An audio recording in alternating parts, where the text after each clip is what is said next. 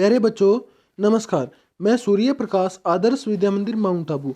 आज संस्कृत की online classes में एक बार फिर से आप सभी का स्वागत है। तो बच्चों, पिछली वीडियो में हमने पंचमः पाठः, पंचम पाठ का नाम क्या था? पंडिता रमाबाई। तो पंचम पाठ को हमने पूरा पढ़ लिया था। आज का पाठ है हमारा सदाचार, यानी कि अच्छा व्यवहार, अच्छा आचरण।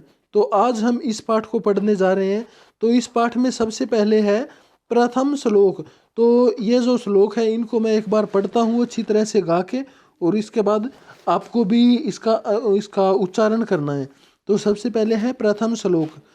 आलस्यम हि मनुष्याणाम शरीरस्थो महान रिपु नास्ति उद्यम समो बंधु कृत्वा यम नावसीदति स्वः कार्यमद्य कुरवीत पूर्वाह्ने चाप्राणिकं नाहि प्रतीक्षते मृत्युः कृतम् अस्य न वा कृतम् सत्यं ब्रूयात् प्रियं ब्रूयात् न ब्रूयात् सत्यम प्रियं प्रियं च न नृतं ब्रूयात् एषः धर्म सनातनः।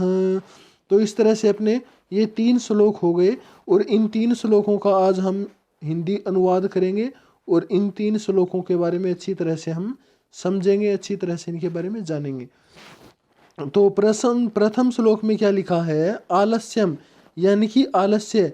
ये जो आलस्य होता है ना, ये क्या ही का मतलब ही, आलस्य ही मनुष्याणाम, मनुष्याणाम का मतलब मनुष्यों के, इंसान का, महान रिपु, महान का मतलब सबसे बड़ा, रिपु, रिपु माने शत्रु।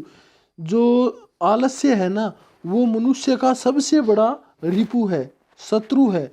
और वो शत्रु कहाँ पे रहता है?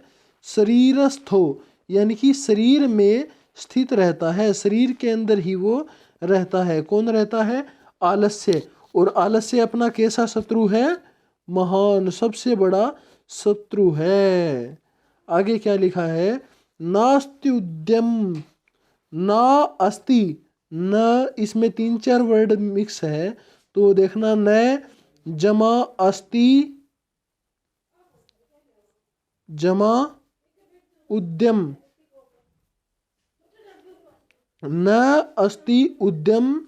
आगे ये दिख ही रहा है हमें, समो, समो, ना अस्ति उद्यम समो। ये 4 वर्ड इसके अंदर मिले हुए हैं, तो इसको ध्यान से समझना। न का मतलब नहीं, अस्ति का मतलब है, उद्यम समो, उद्यम का मतलब होता है परिश्रम। तो मेहनत के समान नहीं है। क्या नहीं है? बंधु, कोई भी बंधु नहीं है, कोई भी मित्र नहीं है इस संसार में। हमारा उद्यम, परिश्रम के समान कोई भी मित्र नहीं है। कृत्वा, कृत्वा का मतलब करके, जिस परिश्रम को करके, यम, यम का मतलब जिसको, न अवसीदति, न का मतलब नहीं, अवसीदति का मतलब प्रसन्न होता।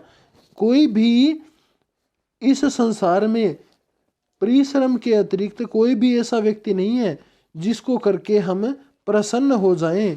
यानी कि एक परिश्रम है जिसको करने के बाद हम प्रसन्न हो जाते हैं, हमारी सारी समस्याएं नष्ट हो जाती है। जो व्यक्ति परिश्रम करता है ना, तो उसके सारी समस्याएं नष्ट हो जाती है और सारे कार्य उसके सफल हो जाते हैं।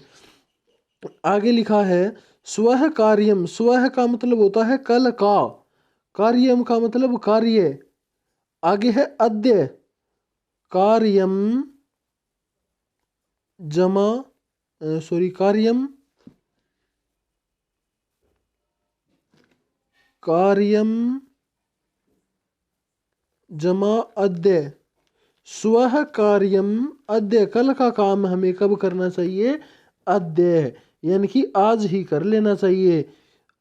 और क्या बोला है? कुर्वीत का मतलब कर लेना चाहिए। पूर्वाहने, पूर्व, पूर्व का मतलब पहले, अहने का मतलब दिन में। दिन के 2 भाग होते हैं, एक तो पूर्वाहन और एक अपराहन। पूर्वाहन का मतलब होता है दोपहर से पहले, और अपराहन का मतलब दोपहर के बाद। तो ये कह रहा है कि पूर्वाह्ने मतलब दिन के पहले भाग में ही हमें काम कर लेना चाहिए। कौन सा काम? च अपराह्निकम, क्योंकि जो काम हमें शाम को करना चाहिए वो कार्य हमें सुबह ही कर लेना चाहिए।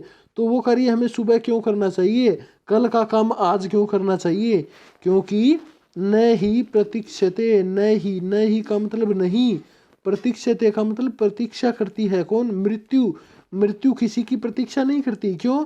कृतम अस्य न वा कृतम, कि इस व्यक्ति ने अपना कार्य किया है या नहीं। क्योंकि मृत्यु कभी भी प्रतीक्षा नहीं करती कि इस व्यक्ति ने अपना कार्य किया है या नहीं। अगर किसी ने अपना कार्य कर लिया है तो उसको भी मरना है, और किसी ने अगर अपना कार्य नहीं किया है तो उसको भी मरना है। लेकिन मरने से पहले हमें अपने सारे कार्य पूरे कर लेने चाहिए। तो इसलिए ये कह रहा है कि जो कल करने वाला काम है उसको आज ही कर लेना चाहिए, और जो कार्य हमें शाम को करना है वो प्रातः ही कर लेना चाहिए। आगे लिखा है सत्यम ब्रूयात, सत्य बोलना चाहिए। ब्रूयात का मतलब बोलना चाहिए। और क्या बोलना चाहिए? प्रियम ब्रूयात, प्रिय बोलना चाहिए, अच्छा बोलना चाहिए। न ब्रूयात, नहीं बोलना चाहिए। क्या नहीं बोलना चाहिए?